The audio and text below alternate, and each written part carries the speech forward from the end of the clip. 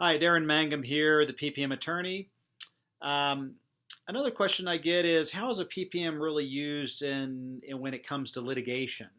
What happens if, worst case, I get a lawsuit or I get sued by the SEC? How does the PPM come into play in that context? Obviously, a private placement memorandum, the utilization of that is, uh, it's obviously an establishment of intent as far as what you intended to do with the funds.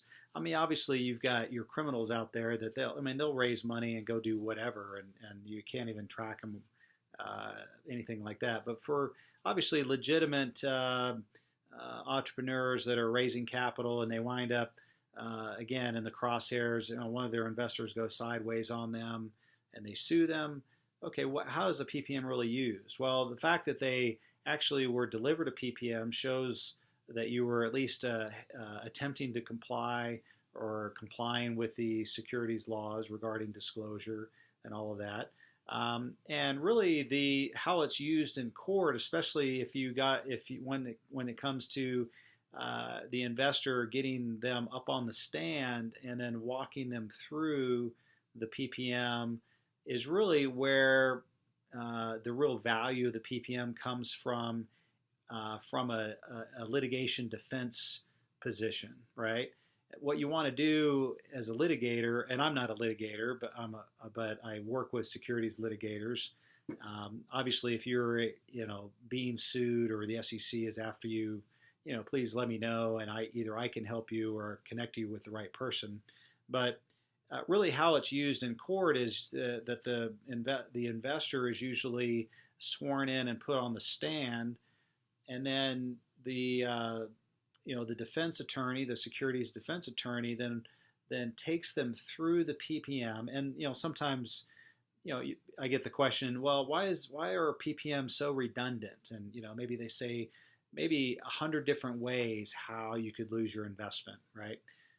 And nobody ever reads them in the first place. Well, when it comes to court, and you've got an investor that has claimed securities fraud, or if they said, "Hey, I've you guys screwed me somehow out of my money, and I want my money back." Well, once you put them up on the stand, and again, if the PPM is well drafted and it's my PPMs have gone to court, and we've won every time it's happened, because the PPM then is used as a weapon.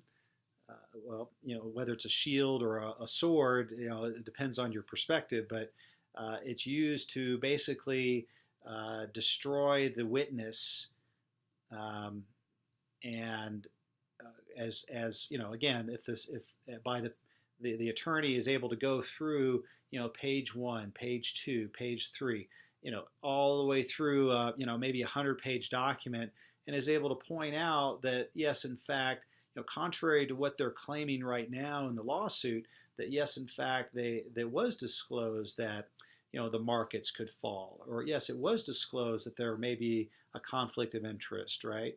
And every instance of that, they point to the fact that yes, isn't this your signature on the subscription documents?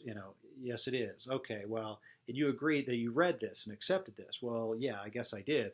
And so, okay, let's go back through it. And so, the claim that you're making now, and then your claim you're making back then, it doesn't add up. And so, again, the credibility of the witness is eroded in that context. And I've seen it happen a number of times where the investor, after being up on the stand for maybe half an hour to an hour of just going through that over and over again, at the end of the day, you know, unless there's some like little vulnerable old lady that you know is very empathetic and just you feel sorry for them, nine times out of ten, it's going to be again some investor that yeah, they're just trying to get their money back. And again, the judge would view them, and the way the jury would view them in those contexts would be such that hey, you know what, you really took a risk here. Yeah, it didn't pan out for you. we feel bad about that, but at least the company was trying to do their best. They provided you with a PPM, you accepted the risk, and therefore, you can't really come back to the court now and claim that you were somehow defrauded, what have you. Obviously, the PPM has to be quality, has to be well thought out, well drafted.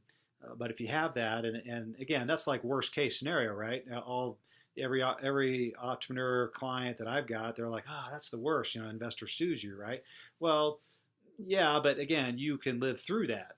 Again, the investment that you made in the PPM, the value of it really comes down to, okay, maybe I had to, pay, 10 to 20,000 or more to defend myself. But hey, the PPM saved me, because had I lost, right, I would have, been out hundreds and hundreds of thousands of dollars, right? Or that I would have been potentially convicted of securities fraud, right? But since I had since I relied on counsel, right, and since I had a quality PPM, it may save the day at the end of the day. So anyway, so that's maybe an interesting twist that maybe a lot of people don't think about. When they think about a PPM, how would it be used in a litigation context? But again, I've seen it happen a number of times, and I'm glad to say that my clients have always come out doing well. So anyway, happy to talk about any of that. Anytime you want to call me, 801-787-9072 is my cell. You can send me a text or email anytime. Again, thank you for watching.